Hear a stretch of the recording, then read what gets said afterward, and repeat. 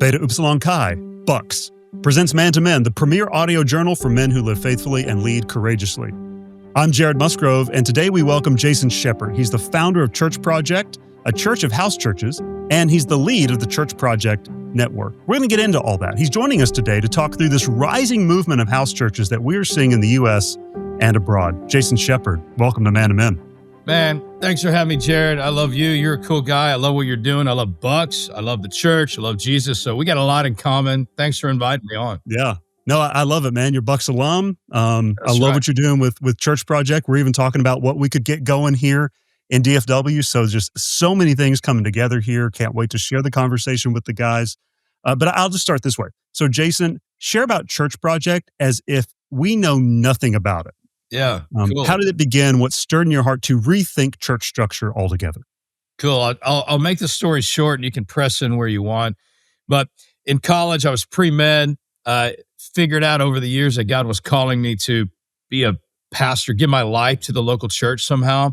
And I prayed a prayer in my truck in college, which was, God, if you want me to be a part of the church, let me be a part of what you originally intended for it to be.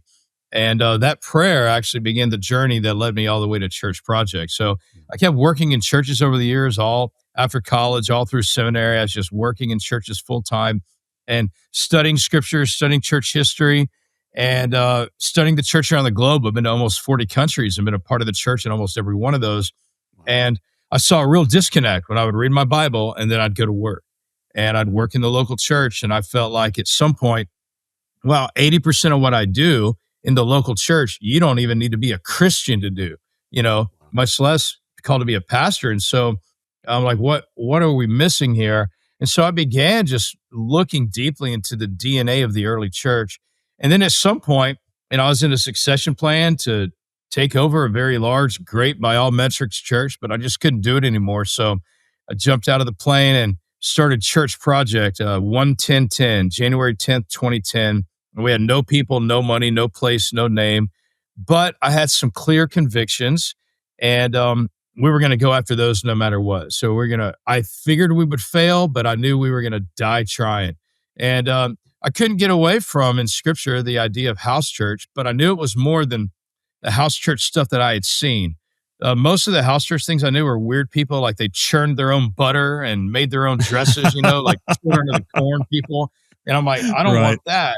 But I do like what I see in scripture. So I've articulated since then, an eDNA, what I call an ecclesiological DNA that Church Project is built on. But we started Church Project in 2010, and some pretty cool stuff has happened since then. What are some of those cool things? Well, there's a big movement, as you and I talked about before you hit record, and as we've talked about other times, and as we're both seeing around the nation and the world. I mean, people love Jesus, and therefore they love his church. And if you love his church, you're going to look at it and go, what is this thing supposed to be? And is what I'm doing it? And so, Jared, there's a verse in the Bible that was meant for something else, but I think also appropriately applies to the church today. And it says, having a form of godliness, but denying its power. And so I believe that the church, that almost every church that I worked at, had a form of godliness, but denied its full power. And I think there are a lot of good things happening in a lot of churches today, but I think we're denying its power. And I think we've primarily returned to an old covenant way of church. And here's what we see in the old covenant, the Old Testament. You had sacred place and sacred priest. You had primary place and primary priest, where all these things happen. So Old Testament, sacred place, right? Tabernacle, temple, synagogue. And then you had the sacred priest. I mean, the elevated, separated clergy, if you will. Then Jesus comes on the scene, talks about the new church. And he said, number one, you're a royal priesthood. That would have blown people's mind, And he's like, I'm the high priest. Now you're a royal priesthood. People would have been like, me? You're calling me a priest? Yeah, and then all y'all, all y'all be priests. And then, he said, wherever you gather, I'll be with you. Wherever 2 or 3 or more gathered, I'll be with you. Now, some people try to constitute 2 or 3 as a church, and I'm not going to really get into that today, but actually the wherever we look over, but Jesus was saying, wherever. I'll be with you. And so he was demolishing the sacred place idea there. And the early church followed suit. I mean, they were gathering outside in the temple courts. They were renting Solomon's colonnade in Acts. We see that 3 times, which is a massive lecture hall. They were using restaurants and coffee shops and things all over the world. And so, we've seen 2 house churches here with 40 people grow into many, many dozens of house churches with thousands of people on the weekend here. And then we've seen church projects planted all over the nation and the world. And we've seen a lot of churches that we're partnering with that aren't specifically church projects, but we're in the hundreds of churches that we're partnering with who don't share our name or our identity, but we share ecclesiology and relationship now. Mm. So, man, how would you define what you call a church of house churches for someone who's never experienced it? How would that be different from attending kind of a traditional church service as a part of being part of a church of house churches? Great question. Well, people today are trying to move away from centralization. And so they think that centralization means if you have a Sunday gathering. I don't believe that is the source of centralization at all. What people are rebelling against right now with getting rid of a Sunday gathering is they have seen Sunday gathering be the primary thing for a church. I believe that centralization is determined on whether or not your people are pastored centrally and your people are discipled centrally. And so we have decentralized church while also maintaining a Sunday gathering because we do not pastor our people centrally and we do not disciple our people centrally. Most churches pastor their people through paid staff and they disciple their people through programs. So pastor through paid staff, disciple through programs, which volunteers run at a central location. Right. So a church of house churches is one church made up of many house churches. And therefore, you have to ask the question, what is a house church? So a house church is a small, diverse discipleship community, geographically based, that fully functions as a church. So we have to look at scripture to see how this works. So you go to the book of Titus. So Paul told Titus, the reason I left you in Crete, every one of us who are leading in the church should stop there. This is like, Paul is handing it to us going, the reason that you're a pastor, he's about to tell Titus, the reason you're a pastor, Paul to Titus, the reason I left you in Crete, and he said 3 directives: straighten out what's unfinished, appoint elders in every town as I directed you, and teach what's in accord with sound doctrine. That's chapter 2, verse 1. So in chapter 1, straighten out what's unfinished, appoint elders in every town, and then he listed the qualifications for them. And then chapter 2, verse 1, teach what's in accord with sound doctrine. And so the reason I'm a pastor is to straighten out what's unfinished. Like I'm walking into a community of believers and going, what's not functioning in a healthy way? Straighten out what's unfinished and appoint elders and in every town.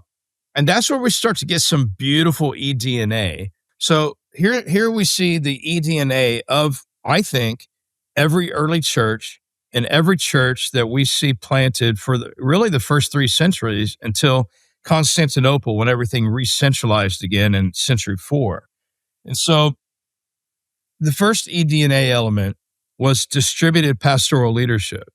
Like Paul wasn't telling Titus, hey, Titus, I want you to go pastor all the people. No, he's like, you set up pastors to pastor all the people. I want a pastor available for all the people where they live.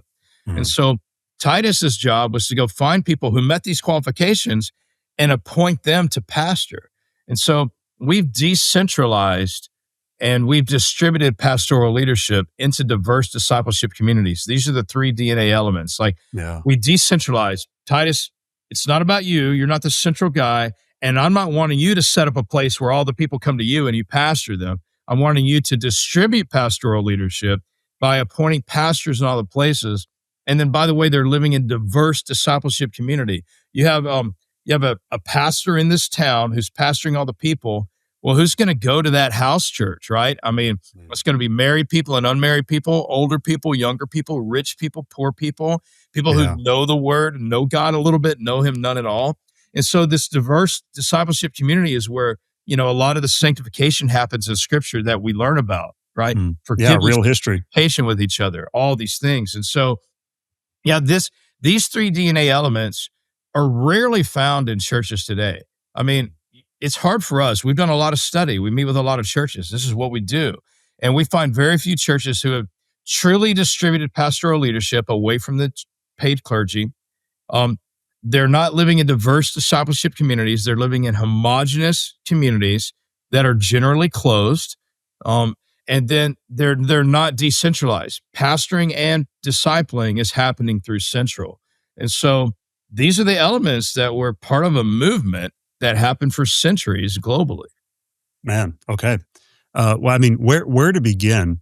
I know that you have this conversation a lot, man. Where do you begin to see a press at this time as you're talking about some of the history that you shared and some of how you're viewing the church nowadays? If we're sitting across the table and we're just a bunch of pastors at a coffee shop or something, where do you begin to get pushback at this point? Great question. My answer, I think, is pretty clear. Two things here. One, people will say it's contextualized. And then two, they will say, well, what we're doing is exactly what you're doing, just different nomenclature. And so one, they'll say it's contextualized. And my response to that is, wow, in Jerusalem, when the church began and then took the DNA that they had there and took it around the world, it was immediately cross-cultural. I mean, it was from Egypt to Spain to everywhere between and beyond. And so the early church was immediately cross-cultural. They had different languages there, different food, different clothing, different customs, different family structures. And so the early church was immediately cross-cultural. It was global immediately. And so I believe that God built a church to endure across people, place, and time. And I think he gave us the structure in scripture. And so when somebody pushes back, that's a cultural thing. I'm like, well, if we remove any common elements of structure, we have so much elasticity, then we cannot even identify what is a church. And so the cultural argument for me breaks down pretty quickly, starting at Pentecost. And then when people say you're just like us, just different names, I say, well, you say small group, I say house church. But when we talk about the functions of a small group versus a house church, we really see a difference pretty quickly. So what we like to say is we take a small group and we make it a church. And we take a small group leader and we make them a pastor. So we take a leader and make them a pastor. We take a group and we make it a church. And we usually there is a lid for a group between what a real church does or a real pastor does and what a leader or a group does. There is a lid. Now, sometimes that lid is closer than others. Sometimes it's usually a bigger gap than people have ever honestly identified. Yeah. And so those are the two pushbacks that I get. And so when I start to push in, like, who pastors your people? Who's showing up at the hospital? Who's doing weddings, funerals, baptisms? Where does benevolence happen? All of that. I mean, for us, all these things and much more happen in house church. Where does discipleship happen one-on-one? Where does a church discipline happen? And all these things for us happen in house church, and benevolence happens in house church. I mean, for most people, that really gets back to centralization. What does submission to a local house church pastor mean? How would that be different than kind of the centralization that you're talking about? And when I say submission, I just mean like what Scripture is calling us to submit to the elders. From what I'm hearing you talk about, kind of this group that becomes a house church, some key differences, and tell me if I'm wrong here, is that the group is no longer considered like, hey, this is just a nice to have kind of addendum to what we do on Sunday mornings together, but this is in fact like, this is our koinonia, this is our fellowship. And this man who used to be a leader is now considered a pastor, meets the qualifications of 1 Timothy, Titus, the qualifications to be an elder. So I think I understand those differences. But what does it look like for that spiritual authority to work its way out week in and week out in a house church? Well, great questions. I like having great conversations that are prompted by great questions, and they're insightful. So thank you for that. I'm enjoying this. Everybody is choosing this or not choosing it. And, people will love things about our church to a point, and then they have to make some tough choices. So, for example, people may love that we that we're very simple. Jesus's ministry seemed to be simple. We're very simple. It's refreshingly simple, people say. We also say simplicity for the sake of generosity. Like, we love being radically generous, and we can be because there's not a whole lot to take money for. And so people love our simplicity for those reasons. It's refreshing for them. They love our unashamed biblicity, if you will. Like, we teach the word, unashamedly, and there's no attractional stuff here, and people love it. So they'll start to love some of these things, but at some point they're going to start missing, whether it be nostalgia or function. They're going to start missing my program at church or my clergy at church, that I can call the office and meet with the pastor. And so, they will have to, if they want to be pastored here or discipled here or live in community, they have no other options here than to get into a house church. And so some tough choices are made then. Am I willing to live in a diverse discipleship community? Because most people that come here, where's my group that looks like me? And so when you go to a geographically based house church, I just find the house church closest to me, you're going to step into a diverse community. I like to say true diversity in a church isn't gauged on what you look at in an auditorium. It's based on what you look at in a living room. And so, I love looking around living rooms and seeing older and younger people here. Generational diversity. I love seeing rich and poor, socioeconomic diversity. I love seeing different colors of skin, cultural diversity, spiritual maturity diversity, like Paul said in Ephesians 4, have the spiritually mature help the less spiritually mature until we all reach unity in the faith. Have the older teach the younger. Yeah. He wrestled with the church in Corinth over and over about rich and poor living together well. So when people start to step into it, they have to decide, am I going to be committed to a community like this? And if so, then you're going to start to see how we live together. Yes, we're going to study the scriptures together. Yes, we're going to pray together. But at some point, we're going to walk through life together. I like to say a house church galvanizes when, we step into crisis with somebody else in our body. And sometimes that crisis is like sin, like somebody had an affair and they're going to try to rebuild their marriage, or, somebody's been abused, or, it's a crisis, like somebody lost their job, or somebody got sick, or somebody died. And we see all of those things happening. And so it gets really gritty fairly quickly because life's happening for somebody in that group all the time. Yeah. And, but we have a pastor who leads that. So what we do is we pastor the pastors, and then our house church pastors pastor the people. And if somebody comes to our body at Church Project, if they want to integrate into this community, what they will find is the only place you're going to really be pastored is through a house church. And people want to be pastored. They want to have accountability. They want to be known. They want to be cared for. And so you start to see that in a house church. And then we start to see our house church pastors really grow as they learn how to shepherd, just like the disciples, right? I mean, Jesus sent them out before they were all the way ready. He got them a little bit ready, sent them out. They came back. He was like, I can't believe you did that. Let's reapproach that and do it better next time. And so we're doing that with our house church pastors all the time. And, anybody that gets into a house church pastor will easily identify, this is the person who's pastoring me, and they're pastoring this community.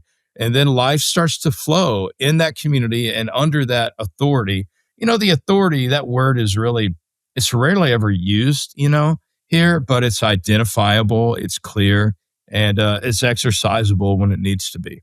Yeah. How have you seen house churches cultivate deeper discipleship, brotherhood, even mission? You guys have been at this, gosh, it's been 15 years now, Church Project? Yeah, we started in 2010, right, with 2 house churches, 40 people. I just said, hey, you 40, and I knew like 5 or 6 of the 40 before we started. I said, we'll have a house church on this side, a house church on this side. We started 1-10-10 with some Sunday gatherings. We didn't spend a year building a core, and we just got after it. And so 40 people into 2 house churches. I went back and forth between these 2 house churches. I met with the 2 house church pastors that I selected. Paul would go into a town. He might be there for a night, I mean, he was in Ephesus 3.5 years. Colossae, I think it was maybe a year and a half. Everywhere else, usually a short amount of time. So in one place, he was there for a night. He spent all night teaching. He got up the next morning and left. And he said, you and you're the, he appointed 2 elders before he left. And these guys would have been new believers, right? But he just had to, it says that he entrusted them to the leadership of the Spirit. Yeah. I think people stop there and they get reckless. They recklessly appoint elders or appoint leadership. We're not reckless. I like to say Paul would always follow up with people in person when he could, by proxy when he wasn't able, or by pen. So Paul followed up in person, by proxy, or by pen. Like he would write a letter, Titus, Timothy, or hey, Galatians, Colossians, Ephesians. Hey, here's some things I'm hearing about you that you need to pay attention to. Or, hey, I sent to you Silvanus, Titus, Timothy, Crescens. Like I'm sending you people by proxy. I can't be there, but they're going on my behalf. Or, hey, I'm coming to see you soon, God willing. And so he would keep developing these people. But I guess his discernment of the Spirit, or these guys, they seemed to get it, or people respected them, but he would appoint elders. So we appointed our first few house church pastors in that way, right? I think you and you should be it. And then every house church now has come from within an existing house church after those two. So a house church, it's like the book of Numbers, so-and-so begat so-and-so. And so, yeah. It sounds like a type of church planting. Totally. Actually, what we are doing is we are actually creating church planters. So there's a guy in our church named Gary. Like he's a national sales director for like a home building company. And Gary's planted like 6 house churches, 6 churches out of his house church in the last like 2, maybe 2.5 years. I mean, this guy is just a monster. He'll just, he became a house church pastor. He came to our church, went to a house church, great leader, learned about this, had never been a part of anything like this before. Went to a house church.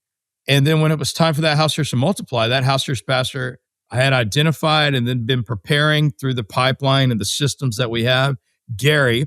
And then when it was time, Gary went out, planted a house church. And now Gary has planted, several house churches out of his house church in a fairly short amount of time, because his house church grows. He pastors it so well. It creates such a beautiful community, and they're in a growing area as well. So, yeah, I mean, we're seeing that happen. So, well, I like to say 80% of our house churches are doing really well. 10% are fine. Fine is one of my least favorite words. I hate fine. For me, fine is apathetic. Fine is, somebody gave up. And so mediocre. Yeah, but we think we can get fine to good. But the other 10%, 80% are good or great. 10% are fine. And 10%, we're going to have to kill them. Like we're going to have to just absorb you back into a good house church. And there's different factors for that. Sometimes 3 of the 5 couples who planted it had to quickly move out of town or something. That's happened, they got transferred or something. Yeah. Other factors happen. Maybe that guy that we thought would be a great pastor and house church planter wasn't still a great guy, And so, but we're willing to now go, hey, this isn't good, and it's actually not good, and we don't think we can get it to good. So yeah, we're just refining all the time, and we're getting better, but we still, as Paul told Titus, we still have things to straighten out, Yeah. Well, we talked a little earlier about some of the pushback sometimes you get on a church of house churches. What are misconceptions along the lines of what we've been talking about? What are misconceptions that people have about house church? The main pushback comes from, people who they just sort of want what they had before. And I get that. For me, they sound to me like when I read Exodus and the people were like, let's go back to slavery. I mean, that's sort of how I feel about the old way of church. Like if I had to go back and lead a super centralized program-based whatever, I couldn't do it at this point. Like I've tasted the other side. Now, that would feel like slavery to you.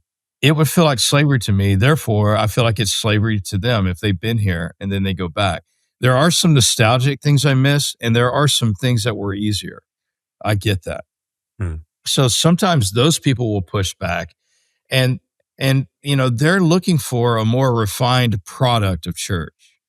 Like, they want the American refined church that's just going to really do things for them. And I mean, we did it. I say we, the generations before us did it. I mean, they created what we grew up in, which was a refined consumer oriented approach to church. I mean, I can't read my Bible and it feel that way. I mean, it felt raw and rugged and honest and hard. And so when I look at scripture and I compare it to this approach that most of America has and a lot of the West and some other places in the world, like I just can't reconcile it. So we have some pushback because people are like, well, I'm not used to that, or I don't like that, or that could be done better. But I can't open my Bible with those people and they can't argue for me biblically what they're doing. Now they can practically say some things that they miss. I get that. But Yeah. Biblically, theologically, doctrinally, we can't get there. The other pushback would come from, pastors who don't like this because, it's so different from what they're doing. Maybe they don't understand it. Maybe some of them feel threatened by it, or maybe they just don't like it or disagree with it. I can tell you this, the pushback that I have from pastors, one, it's lessened a lot. I mean, when I started Church Product in 2010, and I had anger at me from other pastors, and, people really disagree, especially when we started growing, like people didn't like that. And so now it's spread more. I mean, people around Houston are doing it, all over the nation are doing it. And so now we're getting less, pushback. People at least get it. They just choose to not have it. So I get less pushback from other pastors. I will say, though, we're sort of in no man's land here. You have a micro church or a separated, isolated, individualistic house church movement over here. We don't fit there, but we don't fit in the traditional paradigm, prevailing model church either. So, I mean, I'm loved and respected by both parties, and I love and respect them. I mean, my friends are Yeah. rarely doing what I'm doing, but I have friends on both sides of the aisle. We're just sort of in the center. So, that feels a little weird at times. Sure. Well, how would you help? Because I'm anticipating, the guy who's listening to this in the shower or on a run or driving to work, and he's going like, okay, that's interesting. So how do I know, Pastor, if I need to join a house church or stay at my big church? I see what you're saying. I think it was I can't remember who wrote it, but someone says like, hey, what you've been saying, which is I'm looking at my Acts and New Testament letters, and I'm looking at what I'm a part of, and I am having a hard time with that. So how does a man follow that leading of the Spirit? Should I join a house church or do I stay in what God is doing at my big church or my traditional church? Well, I think there are three approaches. And by the way, let me clarify. I do not believe in house church. I believe in a church of house churches. Okay. And I think it's very That's good. different. That's clear. When Yeah. people respond to what they see wrong or lacking or missing in a traditional prevailing model church, a super centralized church, when they respond to that by leaving and starting a house church, I rarely see that work well because people love for a while this beautiful fellowship in a house church it's diverse, right? That's one of the things they love. They're really carrying out all the functions together of a house church, which all that is true. And they didn't get that in their group. Like, why do people love it? And I've seen it so much. They leave a big church with a group of, 40 people who are unhappy, and they start a house church and they love it for a while. And I see that a lot. But at some point, it's going to break down. It's going to atrophy. And when people go from here to a house church, I rarely see that being healthy. But when people go from here to a church of house churches, that is where health can really begin. Like, you have the beauty of a house church, but you have the multiplication model. You have the missional model. Like if Church Product was just a house church, well, we couldn't do what we've done. We wouldn't plant other churches. We wouldn't. Right. I mean, we are affecting big things in our city. We're doing things around the world because we are a church of house churches. So I think people need to approach this idea of house church I think a proper ecclesiology is, I coined the phrase a church of house churches. I couldn't find it anywhere where I read. So I started the trademark process on that because we trademarked Church Project, and I started the trademark process on a church of house churches. And then I backed out of it because I was going to trademark it and then share it. But then I thought that's going to be hard for everybody to share. So I just took it off, but we're seeing it used a lot now and I love it. A church of house churches is the proper ecclesiology. We could have trademarked it because nobody is using it or had ever used it that we were aware of. But I think people need to adopt this idea, a church of house churches. And my real recommendation, my real warning is don't leave out of retaliation and start a house church because your house church is going to atrophy. I mean, if it's healthy, which many of these house churches at the beginning are, other than their bitterness and maybe their language against other churches, which I think you should caution yourselves against. But just go after the good, quit denigrating the other. Yeah. But when that house church is healthy, and it likely will create some beauty that people haven't experienced before, it will grow. But when it gets too big, if you don't have a model for multiplication, like a structure for it, which is what we provide in a church of house churches, that house church will atrophy and you'll cause more pain to people. And then where are they going to go after that? Nowhere. Like when people leave the prevailing model church and get to your house church, but your house church gets so big and you won't multiply, right? At some point, somebody's going to not show up and nobody's going to notice. Or somebody's going to really need to be pastored, but the house church pastor is a doctor or an attorney or a fireman or a teacher, and he's not going to have time to pastor 60 people. He can't do it and have a good marriage and love his kids, and go to work. And so if you don't have a model for multiplication when you start, like a structure, so like you can be a church of house churches with 2 house churches, you can be a church of house churches with 1 if you have a model and a structure to multiply. And so what should somebody do? Well, 1, I like to say this, never start a church dishonorably. Like, just don't do it. I meet with a lot of people and it's Machiavellian. It's the ends justify the means here. I will hurt one church in order to help another. Don't do it. Do it honorably. Don't hurt another church. Even though you disagree now, you likely have so much passion for what you're doing that you can't stomach anymore what they're doing. Do not dishonor the other place. And I tell people that all the time. Yeah. And I can tell you this, I have not seen that I can remember right now people who left dishonorably that their work continued honorably. And so I would say, leave honorably and then, figure out a way to leave honorably. For us, that was, you cannot invite anybody who was a part of the previous place that you were a part of, man. And so like, we just really put some strong lines up here because we didn't want to be hurting any other church, but we knew if this does build, it's going to be so beautiful and attractive. There are people out there who are disconnected from the body who at some point they're going to come back to this. So I would say, I would not leave your church and go to a house church. I would maybe leave and go to a church of house churches. But if you go to a house church that's not planning on multiplying, that doesn't have a structure for it, if they have a structure for it, they have a plan for it, they likely have language for it. And so we are, even if they're a house church, hey, we are a church of house churches. Like we are intending to multiply this. A church of house churches would be one church of many house churches, and they are overseen by common elders. Like I'll illustrate it in this way. During COVID, we had the tough decision. Nobody knew what to do with all the information we had. People are like, we keep going, shut down. So at some point, we were like, we got to stop meeting for at least a little bit, 2 weeks or whatever, So we sent a message out. The elders had decided, hey, we're gonna pause meeting in person, partly for the witness for our city because other people are, and it's going to look like we don't care, whatever. So we asked all of our house church pastors to discontinue meeting for a while. And at that point, I don't know, we had 40 or 50 house churches, maybe more, maybe less. I can't remember. We're on all they have group messaging together and social media, Facebook. We have people from our team who are on all of those platforms.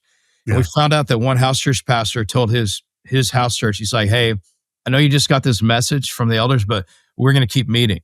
And so that was passed to me. And so they said, what should we do? And I said, hey, I'd like to take this phone call. And so I called this guy and I just said, hey man, congratulations. And he's like, what do you mean? I said, congratulations. He said, for what? I said, for starting a new church. And he said, I don't understand. I said, well, I've heard that you started a new church. He's like, no, I didn't. I said, well, the elders of Church Project asked all of our house church pastors to do something, and you decided to remove yourself from their leadership and go do something on your own. And so we wrestled with this for weeks or a month, and so now since you've removed yourself from our leadership, you're now your own church, and you're not part of Church Project. So we love you. We're going to bless you. We're going to support you, but we're going to remove you from at Church Project, we pastor all of our pastors. We're not going to pastor you anymore. Hopefully you'll have somebody do that. We're not going to send in people. You'll be removed from our map. People won't find you through this. We're not going to resource you, support you, but we love you and we'll see you in heaven. We'll see you around town. And he's like, I get it. You're right. I'm sorry. I'll get back. And I'm like, great. Thank you. Like our elders oversee our house church. Like they're the ultimate accountability. They're not working in those house churches, but they're the ultimate responsibility for us. So we are one church made of many house churches. And you went right where I want to go next, which is, I meet with a lot of men, not just collegiate men or young adult men, but I mean, just across the spectrum. That's kind of who we've got here, listening to Man, guys that are, about to get a high school diploma, going through college, all the way up to a couple of them are taking out retirement right now. So that's the gamut we've got. But in every age and stage, a conversation I find myself in often is men wondering if they're called to ministry. It's one reason we're doing this series here on the podcast. And a lot of times, just to get real nitty gritty, for a lot of them, sometimes they're thinking like, man, I've put in, 20 years in my marketplace job. Yeah. Like what does it look like for me to start over? And all these questions begin to swirl. And yet what I'm understanding about what you guys do is that those laymen can step in, keep that marketplace job. Totally. And become a pastor of a house church or within this church of house churches. So Matt, what does it look like to pastor a house church within a, church of house churches versus, kind of like what we would think of as being called to ministry, which is, okay, well, I gotta go to seminary and I gotta, probably quit my job and I gotta find a church position. What does that look like to pastor a house church as opposed to, man, I'm a good small group leader? Maybe walk us down that line for some of the guys who are listening. I have people who are the best of the best at what they do. Like, we have a captain in the Houston Fire Department. We have a doctor who's one of the number one doctors in all of Houston that sees. You're talking about your house church pastors. Yes, thank you. I'm sorry. We have house church pastors who, the number one salesman at this, type of car dealership in all of North America. He's a house church pastor. Like and this is what they tell me. They say, thank you for allowing me to do what is now the most fulfilling thing in my life. Oh. And, this one man who's a house church pastor here, incredible house church pastor, and he's been doing it now for a long time here. When he came to our church, he had been, disconnected from a church for a while, and he came here, and I said, well, have you been a part of a local church before? And he said, yeah, for a long time, we were a part of this church. And I said, well, did you serve there in any way? And he said, yeah. So what'd you do? And he said, every Friday, my wife and my kids and I would stuff bulletins. So what do you mean? He said, well, the church we went to had like 7, 8, 10,000 people every weekend. Yeah. And so on Friday, before their Saturday services started, we would stuff all the things into the bulletins. I said, how long did you do that? He said, we did that for 10 years.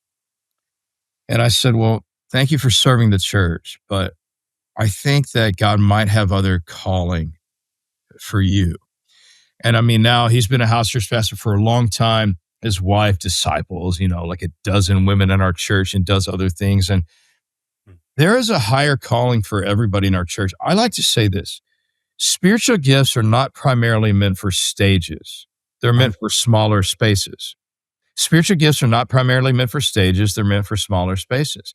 And so when we ask the question that you just asked, we're asking it through a completely different lens than the lens of Scripture.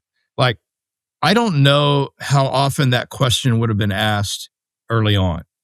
Like, let's look at a calling, like a vocational calling. Like, Paul went into a town, he met Timothy's grandmother and mother. And then he's like, Timothy, I need you full time, vocationally, to come do this with me. So Paul did it. Timothy did it. Other people did it. So when people, get rid of the full-time vocational calling, when they're going after this new approach, I'm like, nah. There were people who spent all of their life doing it. Paul made sense sometimes. Right. Like he made sense sometimes. Like when the church couldn't support him or other people, benefactors, if you will, like Jesus had benefactors who supported his ministry. I mean, Jesus called the disciples, they left their full-time jobs, marketplace jobs, and did full-time ministry. Yeah. So there is a place for that. But I think we need a lot less full-time vocational ministers than we have. I actually think a lot of churches need to close and a lot of pastors need to quit. And then we need to get new pastors and new churches who are doing it in the old way, meaning the beginning of the early church way. Mm-hmm. There's a guy, I call him Yoda. His name is Ralph Moore.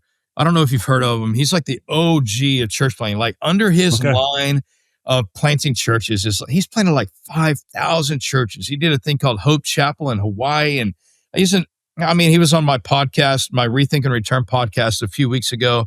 I just love this dude. He lives in California now. I think he's, in his late 70s.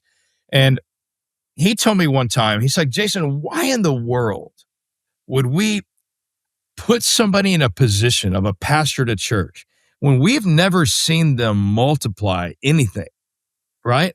And so like the pastors of places, like Titus's role, as we referred to earlier, was to multiply house churches around Crete and then to oversee that as it would be doctrinally sound, that these people would be healthy and they would keep living along the qualifications of an elder, that he would hold them accountable. So really, a big part of our job, those of us who give our life to vocational ministry, is overseeing a multiplication movement. And so we have taken pastoring away from the people. We've taken it out of the seats and we've taken it up to the paid clergy. But really, our job is to multiply the pastors. So if somebody wants to go into vocational ministry, I would ask them, well, what do you want to do? And then if they're like, well, I want to pastor a church, I would say, why? And then I would say, have you ever multiplied any leaders at all? Like, I only want to hire people who can multiply leaders. And so if you're thinking about going into vocational ministry, maybe you need to go to seminary. Very few people do. Like, it's good for me because I have to be one of the points, not the only one, but one of the primary points of, protecting doctrine and these things. Right. So that did help me on some things, but it's not crucial. But some theological training, deeper, acute theological training is important for some aspects of ministry. But the main thing I would say is, man, get into a place where you can multiply leadership. Like you can lead and you can reproduce yourself through other leaders. Those are the people that we look at and go, whoa, man, we need you to help us in this multiplication movement. So that's talking about staff roles as far as paid clergy. Paid clergy. When you ask the question of going to ministry, I mean, that's generally what we mean. I think that's what you meant. Yeah. Like go on staff at a church. Yeah, I mean, I don't want you coming on staff here unless I have seen you manage or multiply, a lot of leadership. Yeah. Yeah. How about being a house church pastor? So a guy came here, he was senior leadership at a global company, moved here and comes to our church and he's like, hey man, we love Church Project. I'm ready to lead. I'm like, great, man, that's awesome. And he's like, my wife and I led this massive ministry at this great church. I'm like, I've heard about that church. And that ministry is incredible. He's like, well, we led that and we want to lead here. I said, awesome. And he's like, so what do I do? And I said, go to a house church. And he's like, cool, man. But like, I'm ready to lead. I'm ready to pastor. I'm ready to be a house church pastor. What do you want me to do? I said, I want you to go to a house church.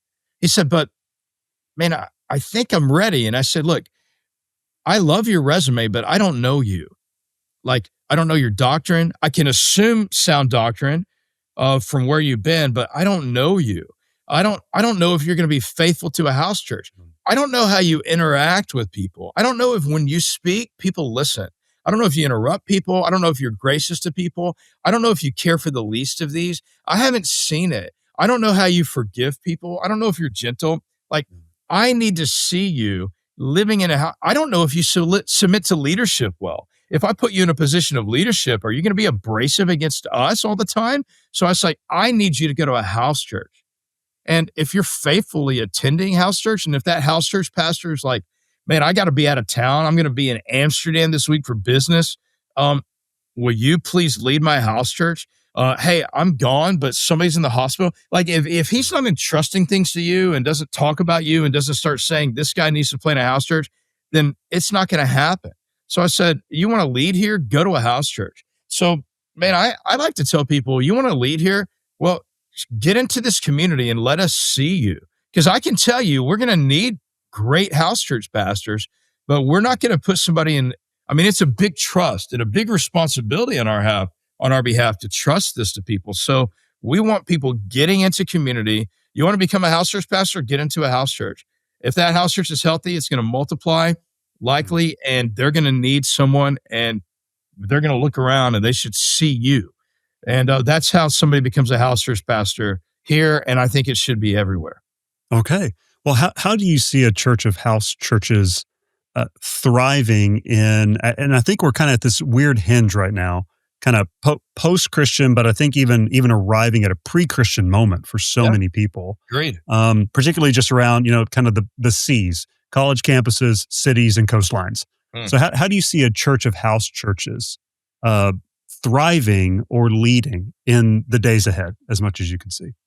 I have said to people, our city could do without Church Project right now. It'd feel us, right? It would feel our absence, but our city could do without Church Project right now. But 5 years from now, 10 years from now, 20 years from now, our city is going to need Church Project to be really strong. I mean, we are seeing a move away.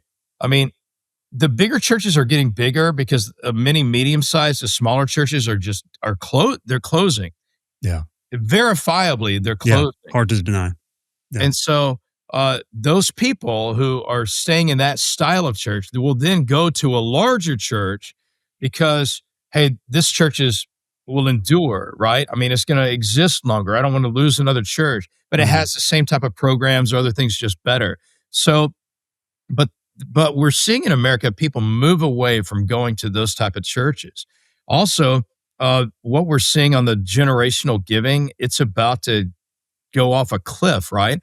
Because the people who grew up in churches learning about giving, their kids aren't giving. A lot of generational wealth that's about to be passed down to the next generation is being passed down to unsaved, unchurched people who aren't going to give to the local church. So the idea of a church being planted by a prevailing model church sending you $1 million and hundreds of people, and you building a building that is going to be used 2 hours a week for your, sacred things, that is dying.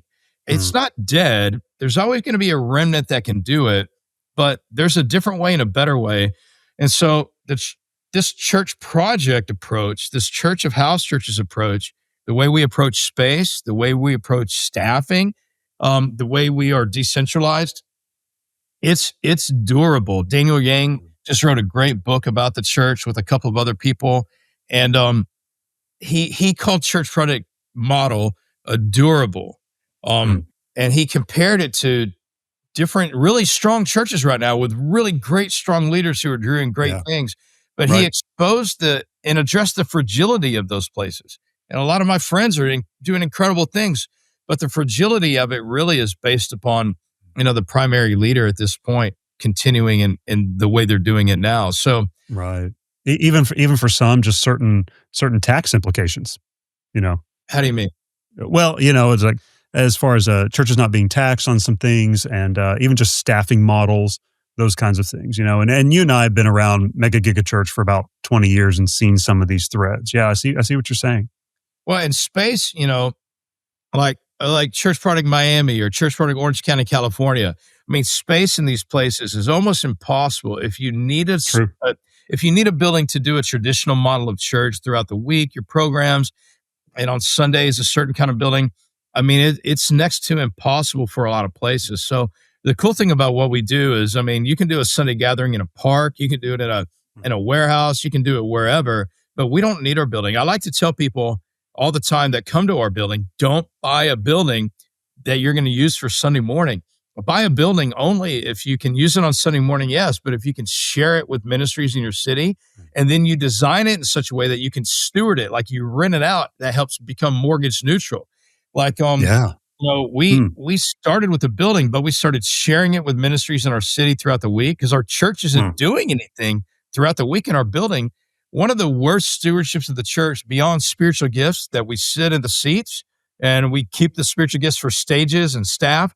One of the other worst stewardships of the church is space, man. We design space to be used for like a certain, usage, sacred usage for 2 or 3 hours a week, and then it sits empty. And then we feel guilty about that. And so we fill it up with some programs. But I mean, it's really cool for us. We're doing something right now where we're going to help people redesign their space and redesignate its use and refinance it actually. Because so the future is moving undoubtedly to this, and around the world we're seeing it. I mean, I can't name all the countries where this is happening, but over Europe, Asia, Latin America, I mean, this is rolling. I mean, and that's just what we know. Well, you're right, because my buddy, and you know him too, Justin, he just got back from Egypt and was saying like, oh my gosh, like they're using this building not for programs during the week. The church meets there. They can all gather there, but they're meeting in their homes. This is just a gathering to celebrate what God's doing. And the rest of the time, they're using it for local business and even just business as mission that's blessing. And like you said, it's like they don't have a lot of overhead, if any. So it's super compelling, and we are seeing it multiply worldwide. I think we're a little late to the game here in America. Yeah, we are. I mean, we've been entrenched, and it's been a machine, man. And so I do. One of the beautiful things about what we're doing is, the beauty of what we've been experiencing here for a long time. You still keep a Sunday gathering, right? You can keep a building, you can keep staff, but you have to reappropriate the use of all of it. I mean, we have 1/3, 1/4 the size staff that a church across town from us, our same size, has 3 to 4 times as many staff as we do. Our building, when we're clicking with our leases and rentals, and we often are, we're mortgage neutral, but we're always significantly offsetting because of the way we designed our building and we share it. And our Sunday gatherings, we love it, but they're super simple. We don't have to heavily staff for them. They're easy to maintain. We don't get overwhelmed. It's not our front door. It's not our Sunday. It's not our Super Bowl. But you can keep these things, but just reappropriate their use, and it gets a lot lighter. The yoke is easier to carry. It gets a lot more fun. Like, I'm having a good time, and I can never go back. That's fun, man. Well, Jason, so you've got kind of tens of thousands of men listening to you right now. Speak directly to the guy who feels burned out on church but still believes in Jesus. What would you want him to hear? Yeah, well, I identify with you. That has been me. That was me. I deeply love Jesus, but I was exhausted by the church. Now I'm exhausted, but from working hard, not from discouragement. So I was there, and I get it. And I think Church Project for me was my last attempt at church. I mean, I don't know what I would have done. It scares me to think of what I would have done as far as what I would have done with church if Church Project didn't work, But I knew this. If I love Jesus, I have to love his church, and I have to be committed to it. And so I would tell you, do not give up on the church. God decided that you would be born right here, right now. And your discontent, your frustration has a holy source to it. And so find that holy essence and keep walking it out in a holy way. I would say, try to change where you are, like with the senior leadership, start to have these theological conversations with them, see if they are willing to get there. If they're not, go find some people in your community who are willing to, and go after it. I mean, we got one short life. We're not here that long. This is worth the risk, So if you're placed where you are, that God's already placed you, if it can make the shift, walk with them on the slow but long journey to get there. And if they're not willing to do it, there are people in your community. I mean, we know that, who are hungry for this. And so find them somehow and, do your research, get smart, figure out what you should do, know where you're going, but go after it with some people. And this is worth giving your life to. I love that, man. Well, Jason, you mentioned your Rethink Return podcast. I know you've got a couple of books out.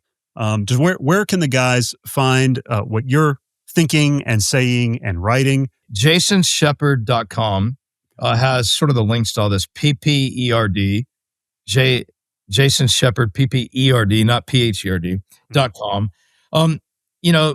The podcast that I'm doing, Rethink and Return podcast, once a week. It's just a conversation about what we're all studying together in Scripture here in the Woodlands. And then the next week it's a leadership conversation. And so with some really great leaders, when they happen to come into town, like I did yesterday, we record a conversation that seems to be helpful for a lot of people. I wrote a first book called Church Project and a second book called A Church of House Churches. And we are finding people are finding that to be helpful. Like generally somebody will buy that and then they'll take it to the leadership of their church and say, will you read this and let's have this conversation together and see if we have common agreement. Or when they're starting something, all the people in their group will read this. So they'll have some language and some direction and some agreement and structure. And so those are things that, we're just trying to share what we're doing. Churchproject.network is a place that a lot of people are getting into this conversation and this pipeline with us, and we're helping. I mean, we have cohorts going on all the time of people who are, getting into this pipeline of planting a church of house churches. So churchproject.network, jasonshepperd.com, Rethink and Return podcast, and my book, A Church of House Churches. That's great. Thanks for asking. Oh, Pastor, thank you for spending time with us today. This is compelling what you're saying. Well, thanks for caring about it. Thanks for what you're doing. I love Bucks. I love the church. And I've enjoyed getting to know you, and I'm excited about your days ahead, Jared. Thanks for leading and contributing to the kingdom like you have been for many years, and you continue to do. Thank you for those words. That's encouraging. Yeah. Jason Shepperd, it's been great to have you today on Man to Men. Man to Men is powered by Beta Upsilon Chi, commonly referred to as Bucks. Everywhere, every day. Bucks men are raising families, leading in organizations, and strengthening churches to impact our communities for Christ. You can find out more about Beta Upsilon Chi by transliterating our Greek letters and adding a .org. That's BYX.org. If you're enjoying the podcast, please subscribe and consider giving to our work with college men across the country. That link's in the show notes. We are produced, rather well I might add, by the good gentlemen of the Good Podcast Company. For Beta Upsilon Chi, I'm Dr. Jared Musgrove with Man to Men.